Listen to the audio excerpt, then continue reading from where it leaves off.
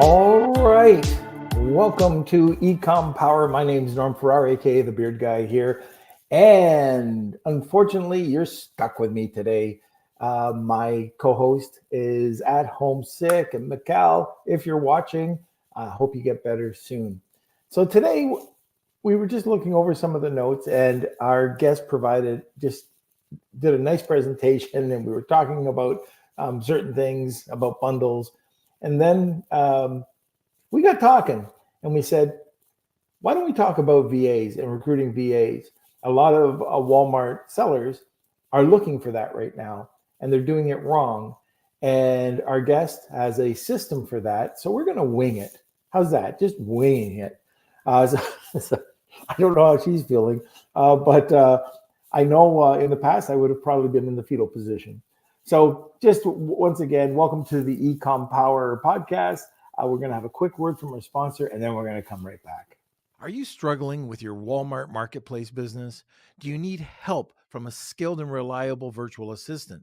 Well, look no further than Virtual Assistant Academy, or VAA Philippines. VAA specializes in locating, screening, training, and supporting high-quality Walmart VAs in the Philippines.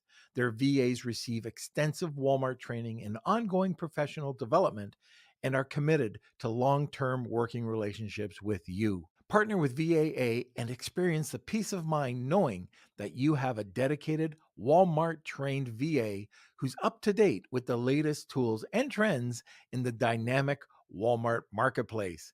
Head over to VAAphilippines.com and let VAA match you with your ideal VA today. All right, look at the sun is just coming out. Got it all over me. It's the only time I get to see sun today. All right, so like I said, today we're going to be talking about VAAs. And by the way, that last commercial that you just saw from VAA Philippines, Michal actually trains those VAs to provide a Walmart support. So she does a great job with them. And don't forget to give Galad over there at VAA sponsors or VAA VAA Philippines some support if you're looking for VAs. Now, why don't we just get into our guest? So our guest decided to get into e-commerce at 2014 and never looked back. At the time, she was desperately searching for a solution that could help her address the financial challenges of being a single parent caring for her two special needs kids. In her spare time, she likes to show others how to use their profits to cover their financial needs and prove there are many ways to do e-commerce. And that's so true. So welcome this very special person. She helped us put together our live event a few months ago, and we're talking about Nechole Whitlock. So welcome to the podcast, Nechole. Hey, Norm, I'm glad to be here. So that was either a knuckleball, curveball, whatever you want, we're doing today. That's okay. That's all right. Okay. Well, and again, I just have to say that we started off talking about one thing, and then we just said, well, this is an interesting topic, and that's VA. So you specialize, one of your powers is really working with VAs, hiring VAs, what to do, what to look for.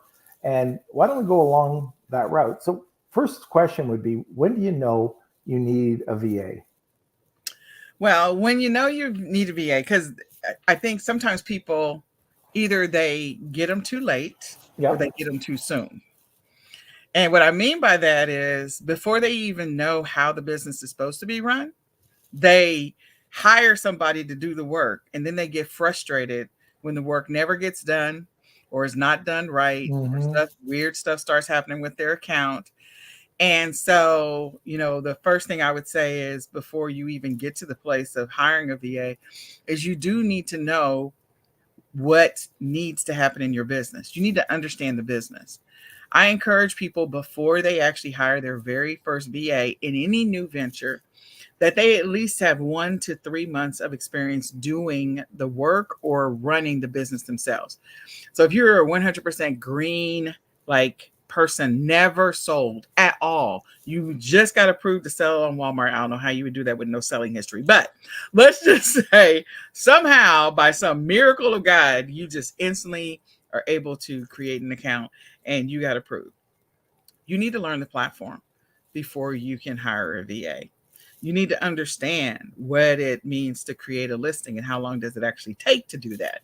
You need to understand how to create the title, the description, the images, all of that, because what that's going to do for you is that'll give you some timings on how long it should take to actually do the job. Because if you start off hiring a VA to do everything and he or she says, well, it took me 2 hours to create one listing, you don't know if that's legitimate or if they're just snowing you and ripping you off. So you need I've been snowed many times. Yeah. In fact, I'll give you an example. So, and I'm very experienced at hiring VAs, done it for years. Mm-hmm. And I was looking at these VAs numbers.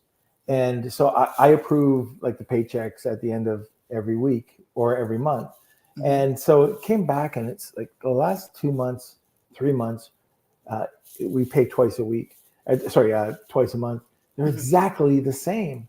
So I went over to Kelsey and I said, Kelsey, are you putting any work through this lady? Not really, not a lot. Well, what's going on? Why is she always the same? We ended up talking with her and she said, well, you said in your description that this could be a 20 or 40 hour job. So I just did it at 40. I went, what? She did no work, zero. Yeah, no. And it was 40 hours. And luckily I caught it. But this is something that we've put into our agency agreement, like our independent contractors agreement.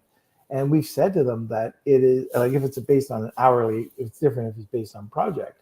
But these are the little things that if you're not on top of, that could happen. And one other thing. So what we're talking about today is that there's different models. One is the agency, like VAA, where they vet and they go through. So people come out of the gates knowing what they're supposed to do. And then this model here is a good portion of the people that want to do it themselves. And if you haven't gone through it, how are you going to teach the person to do it? You could hire somebody to teach them that was an Amazon expert, but it's something that you should know about. And so what do you, I'm curious. So you've got all these tasks, you know they're going to be repeated. How do you track the tasks? Because I know when I started doing this, I'd forget and I'd have to do it again to remember what to say to the VA. Well, what I suggest is if you're starting off new, green, even if it's not even if it's not e-commerce, let's say that you're doing social media management, or whatever business you happen to be running. As part of that starting things off, you need to be writing down what I call SOPs, standard operating procedures. I initially start with that first month of you running a business for the first time. Yep. You need to be writing at least a checklist of what you're doing every day, every week for the first 30 days. It's just a checklist. We can fill in the blanks over the next, like that 3-month window that I'm talking about. But that first month, you're still learning the business. You're terribly green. You don't know what it is you don't know yet. You're still trying to learn whatever tools and platforms that you're working on. You're still trying to figure out how to do this e-commerce thing. And then, so you don't know what it is you don't know. If you build that checklist by month 2, you can start to fill in some of the details behind each one of those activities. If one of those activities is doing product research, if one of those activities is doing keyword research, if one of those activities is applying for an account with a wholesale supplier, you can start to detail underneath that activity a couple of steps. Start off with 4, 5, 6, maybe break it down to 10. Then as you get that level of detail, and again, you're not doing it all when you first start, because you'll never get anything done if you do it all when you first start. But by about the 3rd month, you can take that checklist. It has now got some sub-steps underneath it, and you can convert that into an SOP.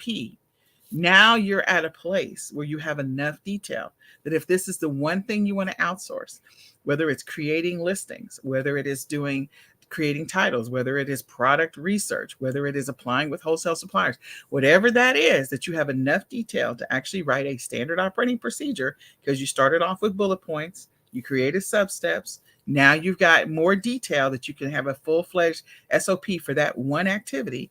Now I'm at a place where I know how much time this thing takes because I've done it myself. So I have an idea. Maybe I just need a VA for 5 hours a week. Maybe that's what you need. Sometimes, okay, maybe I need a VA for 10 hours. I've done at least 4 or 5 SOPs. So I know that these SOPs and the effort behind these SOPs is maybe 10 hours a week or 20 hours a week. Now I'm at a position where I have enough information that I can begin the process of having a more effective conversation with the VA or a potential VA candidate. And if I needed to hand the work off, I've got enough detail that they can actually do the job. The one other thing that I would encourage is that once you get that first SOP created, create a Loom video that goes with that SOP. And if you create a so now you've gotten the written instructions, because sometimes you're working with international people and sometimes you're working with employees that are going to be in the US or, VAs that are going to be in the US. So if you have a Loom video, and I normally put my Loom video at the top of every single one of my SOPs so that the steps are the SOP activities, and that SOP is standard operating procedures, but the SOP details are in the body, and the Loom video walks them through every single activity piece by piece. And step 1, this is what we're doing. So it explains it. So if you're working with someone international where English is not their first language, that you at least they can visually see what you're talking about and they can hear you say the words at the same time. Yeah, that's another thing with Loom is that you can create tags, and it does create a transcript already, but the tags, it could be SOP and then whatever, say it's executive assistant and then travel, whatever it is, you can put it in there. The other thing that we look at, our naming protocol. So we'll put all of our SOPs, let's say in Google under policies and procedures, and then it'll be under executive assistant, Amazon specialist, and then under that, there's 3 things in the folder. There's your Loom video, there's the SOP, and then if there's any templates that are there. And so they all have the same naming protocol, except at the end, template will be TMP, or PP for policy and procedure, or training is TR. And that's just one way that we're doing it. But you will save a ton of time. It takes a little bit of upfront work, but if you're doing that, then you're on your way. Yes, because it makes it easier for you to scale faster over time when you have those SOPs. And the one thing you download the Loom videos. I don't even download them. I leave them inside of Loom. Yeah. Because, sometimes trying to download the video may take a bunch of time, or them trying to watch it may take some time. So if I'm going to do anything, I may actually create on YouTube unlisted video, like I know what it's called. I just can't think of it right now. A watch list or whatever. And I will put them in there, or I will just leave them inside of Loom and put them in a folder within Loom so that they can watch it from the cloud. Those are the 2 ways in which I do it. Yeah, that's as long as they have access to that, then it makes it that much easier. Because a lot of people, if you try to give them written instruction, they'd much rather watch a video. Yes. So you provide these items for them. Now, what about the training? So you've got the video. There's training. Is there any hands-on training that you do? Absolutely. So my process, and I want to go back. I'm going to answer that question, but I'm going to go back to your first question. So when do you know when it's time to hire a VA? So when the amount of time, let's say you're a person that you created a schedule. I'm going to work 20 hours a week in my Walmart business, and that's all I'm going to work. I've got other stuff around. I got baseball practice with my son or my daughter or whatever that it happens to be. So I've only got 20 hours that I can commit. When the amount of time that you have available and the amount of time that you need to invest in your business, when it exceeds that, that's definitely one of those times we need to start looking at hiring a VA, finding someone, and which are the low-hanging fruit or the easiest potential tasks to offload. So you want to definitely do that. The next thing, there was a loud noise, so now I'm a little freaked out. Maybe something fell. Something may have fallen. In any case, the next is when you know that the thing that you're doing, let's say the task that you're doing is that you're doing over again is so repetitive that you could actually invest that dedicated time. And let's just say it's something like creating listings. Let's say hypothetically it's taking you 5 hours every single week to create listings. And you're like, man, if I didn't have to create listings, I could go do this other thing, because the return on investment or the reward on the other side of doing this other thing is going to be higher. Maybe it's doing better sourcing. Maybe it's whatever it happens to be, coming up with new product ideas. Then that's when I'm like, okay, I need to bring somebody on board to take these 5 hours off my hands so that I can invest those 5 hours into something else that's going to yield me or help grow my business, double my business, or triple it. And so those are the two times. There's three, but those are the two main times in which I will probably consider, like, this is when I need to make the transition to hire a VA. Okay. Gaining time back. Yeah. That's really what we're talking about. Oh, yeah. And you just notice I'm Canadian, right? And I'll say it again. We'll elephant from the room about. Okay. So, but it's so important that when you're working with a VA, a lot of people don't do this because it's going to cost me X, and I can't afford X. Well, you can't afford not to get a VA because your time's worth a heck of a lot more. Yes. And I don't even, right from the very beginning, if you're starting a new business, I would be doing the training. I would be writing things down, creating the SOP. And by the way, nice little plug here. There is an incredible software from Steve Simonson called SOP Box. It's all AI driven, and it really does help with writing the SOPs. So the other one that we used was Process Street, but Steve's takes it to a whole new level. I don't know if you've ever tried it. I have not tried that. Oh my gosh, you got to try it. Yeah, I've used a couple of different tools, and I've found, especially for people who like wrapping their brains around the idea and the concept of writing an SOP or even producing one is a lot, because they're like, well, I just do all these things. I'm like, okay, well, let's just stop for a second and let's talk about what all these things are. And so having them just do a brain dump is the first step that I have people start with. Let's just do a brain dump, because sometimes it's overwhelming for them to think about actually writing the steps that are going to help them to be able to offload this work. So I'm like, let's just dump your brain. When you say all these things, just write down everything that comes to mind around all these things. And then once they do that, I tell them, okay, now we're going to organize that brain dump into things that are connected or related in some kind of way.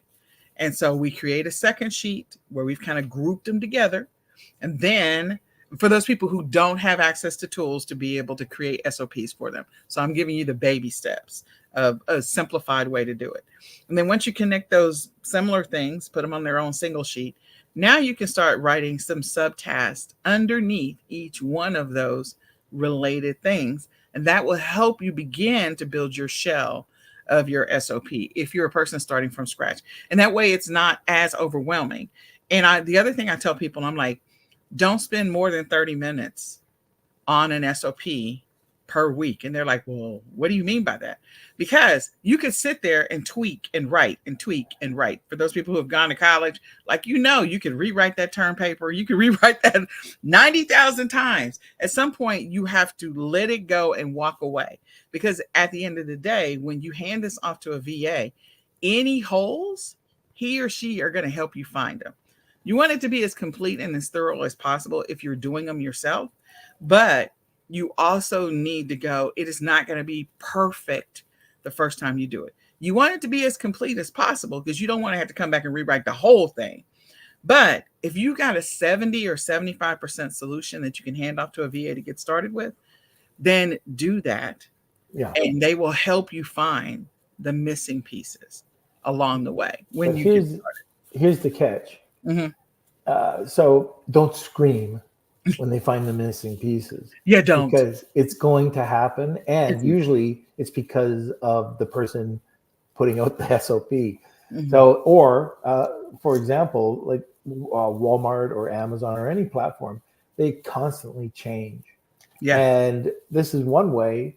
If they're following your SOP, they'll find that there's a problem and they'll come back. So one of the things that we try to do, I'm not sure if you do the same thing. We create as many steps as possible. So if something is 10 points, we'll make it 30 points because we want to know exactly where that person has made the error or found the error. And we also don't want, oh my gosh, when I had my office and it was an open door policy, if somebody back in the day, you'll remember this, 411. I can't find somebody. Well, where do you go? I try 411. That was the answer to everything. Yeah. Now it's Google, right? Well, I can't find this person. Well, have a policy in the office where it's a performance-based policy. You come back to me with the answer, and if it's wrong, that's okay. We'll correct that. We'll correct it together. Right, exactly. Right. But there's a lot of people. Peter Gerber talks about this. Michael Gerber talks about this in the E-Myth, where it's passion from the entrepreneur. He's the only person, or that is the only person that can get things right and done right. Well, the only reason that's the case is because you don't take the 2 seconds to train the person properly. So they're incompetent and you're the only person that can do it. Right. That's the biggest. It's called the sales roller coaster or entrepreneurial roller coaster. Right. And I went through that, and until I understood this process that we're talking about right now, I lost my hair. That's when it started. Okay. I don't believe you, but okay. But that's a good one. Yeah, you do have to allow a bunch of grace and mercy. That's the reason why I tell people, like, we're going to spend 3 months. As a matter of fact, as part of our annual planning session, that's where we really start. We talk about picking each week, like so I'll talk through that out loud. For the first month, like, we're going to sit down and we're just going to do what I call as a brain dump of what you think you do in your business, all of the pieces. I'm not asking for the details. I just want you to write a 1 sentence for everything you think you do. And sometimes it's not even a sentence. Like, create listings is not a long sentence. It's just 2 words.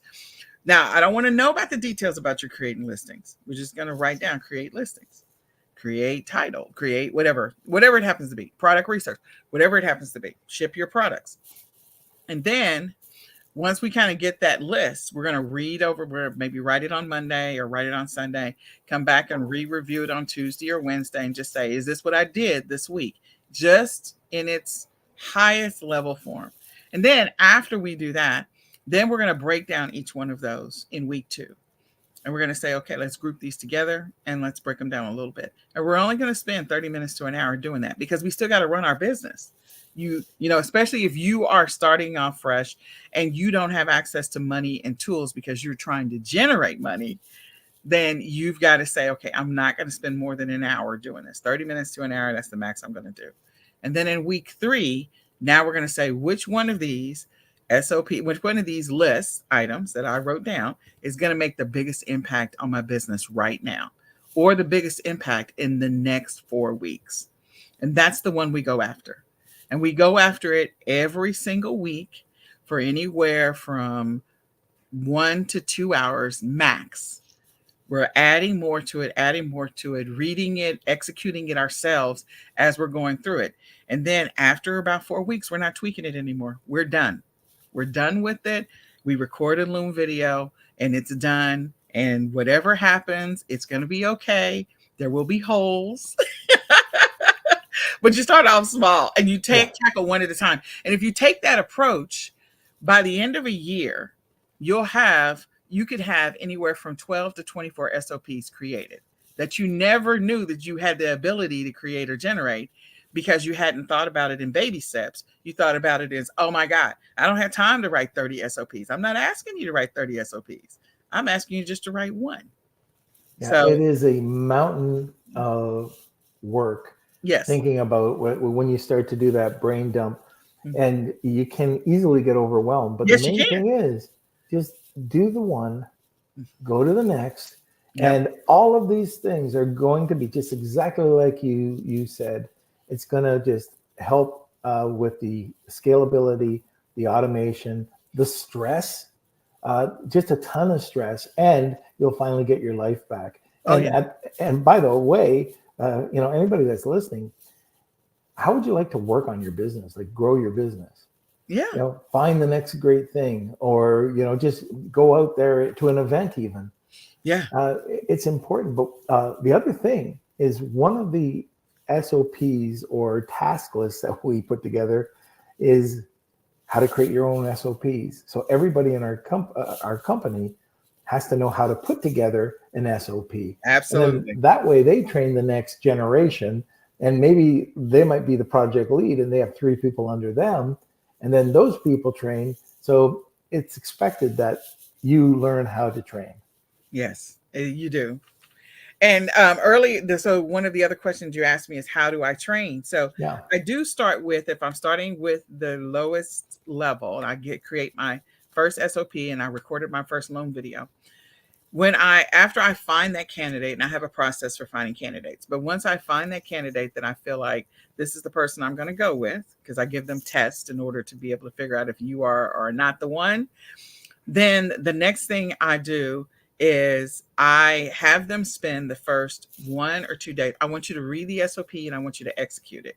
That's the first thing. Day 1, before you and I have a more detailed conversation, because I'm going to grant you access to all of my Google Drives. I'm going to grant you access to them. I'm going to show you where all my tools are, any tools that I might have that you're going to need to be able to do this job, because this is the one thing I'm focused on. I'm not trying to overwhelm the new person either. And so once I've kind of done that first part, which may take me a couple of hours just to kind of get through that, or an hour to get through it, then I'm like, okay, for the next, and if you're working, 40 hours in a week, so maybe you're working 8 hours a day, or maybe you're just my 5-hour person. In any case, if you're working 1 hour a day, I want you to spend the next hour just executing this SOP. And then tomorrow we're going to talk about it. So tomorrow we have a touch base, and our touch base is at 1 o'clock. We're going to actually talk through what happened when you tried to execute this SOP. Now that you've kind of done it by yourself, because I need to know that you have the capacity to work independently. That is one of the things that I require of my VAs. I need you to be able to work independently. I'm not going to leave you by yourself, but after we've kind of done our first orientation, and then I tell you need to do it by yourself, then I want to see what you're capable of. Right. And so by the 3rd time that we meet, then we're at the place where, okay, now we're going to do this. We're going to execute this SOP together. You did it by yourself. Now that's going to tell me whether or not you really did try to execute it on your own, or if you just told me you did and nothing really happened. Depending on how much you are able to get through, or you can show me, depending on what the SOP is, then I'll be able to know whether or not this is really, it's really a semi-test of that new person coming on board at the same time as it is whether or not my SOP is thorough. So it addresses 2 things at the same time. Because if I have a person that is not a go-getter, that does not have not any interest whatsoever to even watch the videos or read the instructions, and didn't even try, then you and I are not even going to make it through the rest of the week. We're not going to make it through the rest of the week. And I don't want to waste any time with you. Okay. So I'm going to move on from there and say, okay, thank you for your time, and move on. But if you actually made an attempt, showed me what you did, now we're going to start all the way back at the beginning. We're going to start at the top of that SOP, and we're going to walk through it together. So if that task ends up being something that is normally like a 5-hour task, or a 3-hour task, or 1-hour task, I am going to set aside that time to actually go through that task with you, beside you, in parallel, in tandem with you, just to make sure you got it. That also is going to give me the opportunity to find those holes if I wrote the SOPs myself. And as Norm said, there's a bunch of different cool ways that you can write SOPs. What I've done with my business partners, I'm like, okay, just talk out loud. You can record it. We can have it transcribed so that way we can at least get the text and we can organize it. That's one way. So you can do speech to text. That way you'll have, what those action steps are. If you're one of those people that is so busy that you don't even have time to write or type, then just do speech to text as a starting point. And before you go to bed or when you get up early in the morning, sit down and kind of reread what the speech to text did. And trust me, it's going to be all screwed up because that's what it is. But you can fix it, and then you won't have nothing to start with. You'll have something to start with. Right. So after you put everything together, so you've got the starting point, I'm wondering do you have a task board? So when you're doing this whole mind map thing and you're doing a brain dump, do you have something, a $10 task board, $100, $1,000, a $10,000? These are just numbers that you pull out of the air, but you're very low repetitive tasks, low hanging fruit, right? Yeah. Do you have anything like that? And then you just I assign a value to, once I've done this brain dump, this massive brain dump, and semi-organized it. I'm like, okay, I don't just look at whether this is low-hanging fruit. I also think about what is the skill set that I need to be able to do this task. Is this a person that can literally, there's a difference between having a file clerk that comes in and does, if you were bringing somebody physically into your office, like, here's a stack of files, they're in alphabetical order, there's a file drawer, go stick these files in the drawer. That's a person that doesn't have to think terribly about the task. So do I need a thinker or do I just need a doer? A doer is just somebody that can just do simple stuff like, I just need you to check the email and let me know if there's any email. Versus a thinker is like, I need you to check the email and I need you to tell me whether or not I need to do something with it, or let's group it by, I run these 4 businesses, let's group it. So you got to figure out whether or not you need a doer, a thinker, or a specialist. And so I group it by that. And within the whole, is this low hanging fruit, or is this something that is really more complex and requires someone with a specialized set of skills, knowledge, and experience? Another thing we should talk about too is expectations. Yes. When people go to an event and you hear these people talk about, just hire and outsource everything to a VA. Well, I don't know about you, but I've never found that. VAs can specialize. There's general VAs. You get a specific one for external traffic or PPC or launches. And there could be some training there, but a lot of the times people think that, okay, I can't do it. They can. And all of a sudden there's this superpower out there and it just doesn't exist. No, it doesn't. It doesn't. And I had, so I've worked with a couple of different sellers that make a lot of money.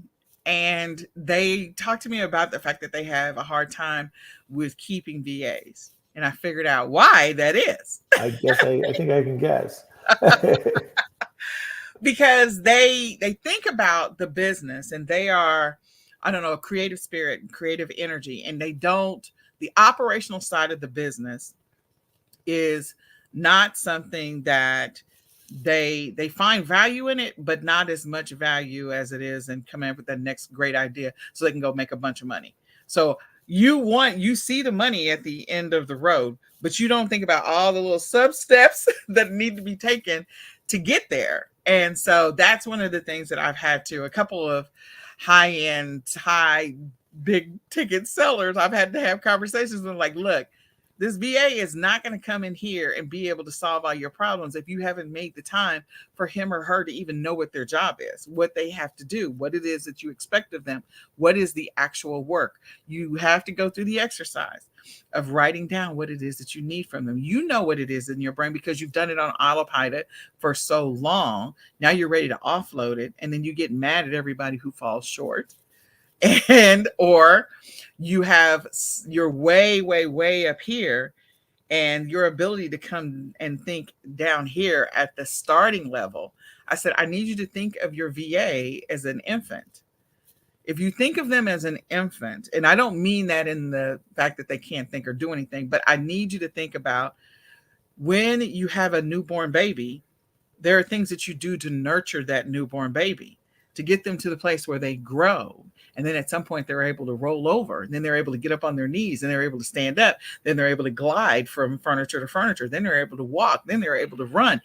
They weren't just born yesterday and they could do all those things. It is a gradual progression over time. So this is a journey with your VA, especially if you're a person that's making 8 figures or 7 figures. You have to invest the time to get that VA from this point to this point. Sometimes you have VAs that have really strong analytical skills, and their ability to get there faster is 100% like appreciated. And there are other VAs, depending on how much money you're willing to invest and what their rate is, that it may take you a little bit longer. And can you eventually get there? Yeah, if you have a VA that is ready to learn, willing to try new things, ready to take the initiative, wants to analyze and make decisions and make recommendations back to you, then you could get that VA up to that place. But it's going to take a little bit longer than it does for a VA that has been doing this for years. So you can pay for the VA that has a lot of analytical skills and a lot of organization and project management skills, and that's fantastic, but you're going to pay for that. If you're starting from, I don't have a lot of money to work with, then you have to be prepared to make that investment to get that newborn from the newborn state to at least the kindergarten state. And that involves them getting to the place where they can dress themselves, like all of those things. It's not, you can't wake up tomorrow and everything is working. And so, yeah, I've had to have that conversation. This is the reason why your VA is frustrated. This is the reason why your VA wants to quit. Like, I'm a straight shooter, so I'm going to tell you like it is. And I've had to do that with a couple of 7-figure sales. I said, you didn't bring me on board to help you get your VAs to stick around and get them trained, to snow you. I'm like, I'm not here to do that. I'm here to tell you the truth. You're not being realistic about, the person that you've hired, their skills, their knowledge, and their abilities. If you don't match their skill, knowledge, and ability to what it is that the task that you want them to do, then you really don't know what the task is that you want them to do. You need to at least document what it is. So if you don't want to document it, then just talk to me. I'll record. I'll transcribe it. I'll turn it into a document. I want you to read it. After you read it, then we'll tweak it and you'll tell me what I missed. And now I'll go and try and find a VA that not only can do this task, but also has the skills, knowledge, and ability to do what it is you're looking for. So one of the things, and again, this is at events I've gone to and I've heard multiple people talk about it, and they're proud of it. No names, but how I can get somebody to work for me for $2 an hour. Yeah. And so when you're over in the Philippines, there's this cultural thing, and I've only seen this in the Philippines. They've got it mastered, where some family emergency comes up, and we've had it. Yeah, Kelsey and I talked about it on our other podcast, where we had a VA's mother die 3 times. She forgot she told us this. And what this just means to me is that she's most likely either hungover from a party, and that's usually Monday, Fridays, or if it's throughout the week, it just means they picked up another job. So here's what I learned is that pay well. And if you're trying to get somebody and negotiate them so they can't live, that extra 10 cents an hour is going to go a long ways. And like for us, for example, and I'm not just patting ourselves on the back, this is just reality. If you pay well, and by paying well, instead of $4 an hour, if that's the going rate, pay $6 an hour. Because one of the things, especially in the Philippines, is they have to have security. They need job security, and being able to go out and make a little bit more for the family. They are going to be loyal as anything. Yes, they will. Yeah. And I noticed one other thing. So again, this is just, there's certain things, if you can bonus out like 13 month in the Philippines. So this month is 13th month. The culture there is that you pay them 1 month's wage this year. Well, do it. This is expected. You've got to, that's the culture. And it's still a great rate. Still a great rate, whatever you're doing. But you also have to provide the tools for them to succeed. So Yeah. during the interview, we say, what kind of cell phone do you have, or mobile phone, right? So how old is it? We ask to get a screenshot of their computer screen, and later on, and we'll buy the computers for them. So they will pay their their lease up to the year. There'll be a buyout. They're with us for that period of time. It's their computer. They go and do what they want. And Philippines are known for typhoons. So why not, if this is a good employee, okay, or a good contractor, why not buy a $2,000, or not even that, but a generator, so they can keep up and running when the typhoon hits, which they absolutely 100% will. Yeah. Yeah. So, I agree in investing. One of the people that I've worked with in the past, I've said, look, trying to think about your VA, there comes a time where there's a shift in how you think about your VA. And hopefully that's within the first 2 to 3 months, because you've seen what they do and how committed they are, how consistent they are, all of that stuff. So yeah, it's part of the journey. You want to give the VA during the interview process that you think is the right candidate a vision for your future. My son is calling. I have no idea why. But in any case, you want to give them a vision for where you see your business going, so that they can see that this is really a long-term relationship you're trying to establish with them. And this is a long-term journey that you want to go on. But in addition to that, having that conversation with them later on, so it doesn't become a transactional type of relationship. They become committed and invested in your success, because they can see that if they invest in your success, you invest in their success. It becomes a mutual beneficial relationship for the two of you. And it becomes a mutually beneficial kind of business joint venture. The more successful you are, the more you bless them or help them to continue to, thrive or improve their living situation or whatever. Give them pay increases, give them more time off. So my team is in India. My team is in India, and a couple of them are in Pakistan as well. But I have used the Philippines as well, but mine is in India. Yeah, it's very interesting. And again, just to show you, and if you think about it in US dollars, you're talking thousands of dollars. Mm-hmm. And we had, probably listening in the background, one lady who was pregnant. Oh, no, she's not listening in the background. She's with another business, but she was pregnant and she was stressed because, she's coming back to work. Like, I had no idea, but she's back to work in a couple of days. And what are you doing? And she was stressed because the money wasn't going to come in for the family. And Kelsey reached out and said, how much are you talking about? It was $200. And I said, all right, why don't we take care of that, first of all? Then second of all, why don't we just give you like 2 weeks off and just do whatever? If you're not ready in 2 weeks, take 3 weeks. But I don't want you stressing. Yeah. That $200 has just built a loyal person that will go above and beyond for you. Yeah. That's how you do it. You don't get that from being a dictator. Yeah. You can't be a dictator, and you also have to not think of it as, again, at some point it no longer needs to be 100% transactional, because if you think about it all the time as a transactional relationship, then there won't be potentially room for growth for that person and your business. Absolutely. They will do just what you need them to do, and they are done. Yep. They won't take the initiative to do additional stuff. They won't take the initiative to try. They won't take the initiative. And then you'll be like, well, I don't understand. This person's not a perfect fit. Again, how did you establish this relationship with this person? I know in the Philippines that this is a common trait, but getting people to come out of their shell and suggest. And if you're training and you're coming down hard on the person, different, like in India and Pakistan, it's a different culture. Right. And in the Philippines, if you are snappy and hard, you're going to get them to go back in their shell. They're never going to come back to you with suggestions because they're afraid to say anything. Yeah. So you have to know that culture as well.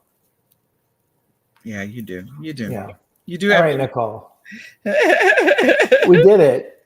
We got through this, and I just thought it would be a great topic. I love the topic. Now, I did want to say one thing. I'd sent my son a message. Trying to find people. There's different companies, and the company who is sponsoring this podcast is fantastic. Some of the other ways in which you can find people. Sometimes, you can find VAs on sites like Fiverr and Upwork, and depending on what it is you need. So before you even get to that place where you think you need a VA, I really do want to encourage you to write down what it is that you do so that you can figure out what you need.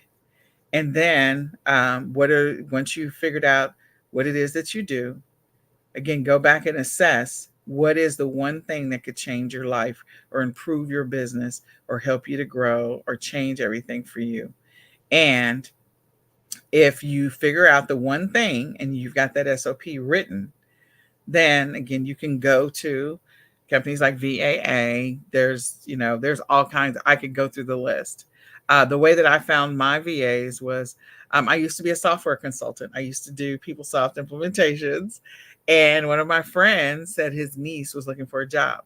And somehow with that has grown to like 12 different, friends of friends and neighbors and person who lives in. And so all of these women, the majority of them are all women. There are 2 guys and all women. But just having access to just the network, and they always know somebody who's looking for a job. Yeah. And I'm always 100% upfront with them. Like, okay, we're going to try it out. I do have agreements that are written because, again, US-based contractual agreements, when you're not going through an agency and you're working directly with people, can be a little tricky because then you have to figure out, okay, how do you even enforce this? But you do create agreements and legal contracts and stuff like that, just in case there is a way that you can. And I also set up folder structures to give limited access to whatever the task or responsibility is. But again, this is not I wake up tomorrow morning and I did all this. This is a gradual progression over time.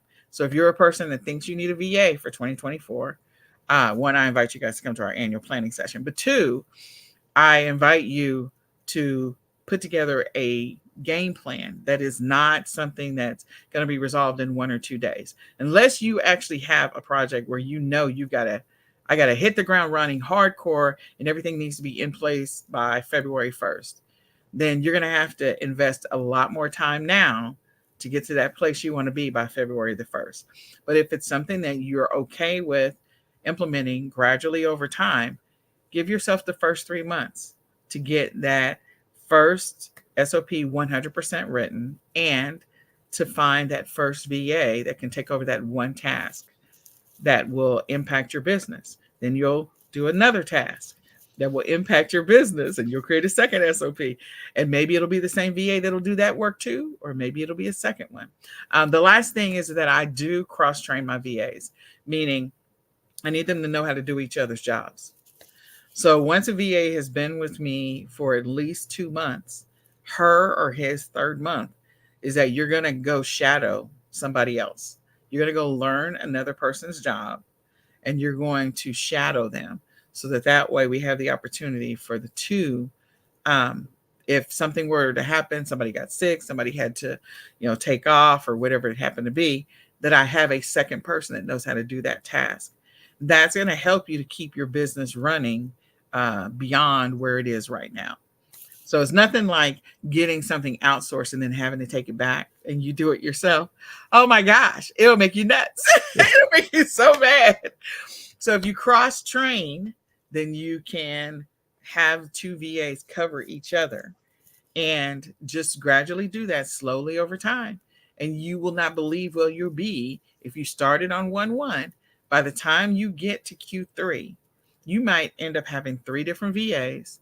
You might have over 12 tasks outsourced, and you may have scaled your business from where it is today to it being 6 times the amount of revenue profits than it is at the end of Q3.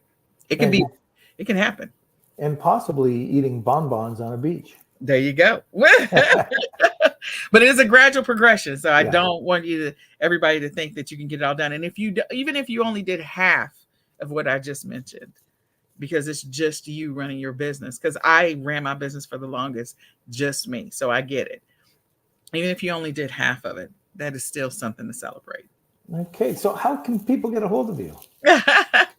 Well, I am the owner and the creator of ecomSellers. I'm all ecomSellers. So you can catch me on Facebook or Instagram. I don't really check the gram as much.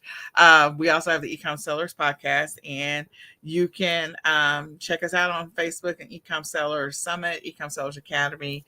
Join our Facebook groups, eComSellers Meetup and eComSellers Mastermind. We'd be happy to help you. Okay, so we're going to have you back talking about that planning session too. I think that would be very interesting. Oh, I love the planning session. I love it, really do. Okay, Nechole, thanks a lot for coming on, and this is great considering we decided to talk about this other than the other topic about 2 minutes before we came on. There you go. We did a good job. All right. Okay, we'll see everybody later. Thank you so much for watching today. And thank you, Nechole, for being on. Well, thank you, Norm, for having me. My pleasure.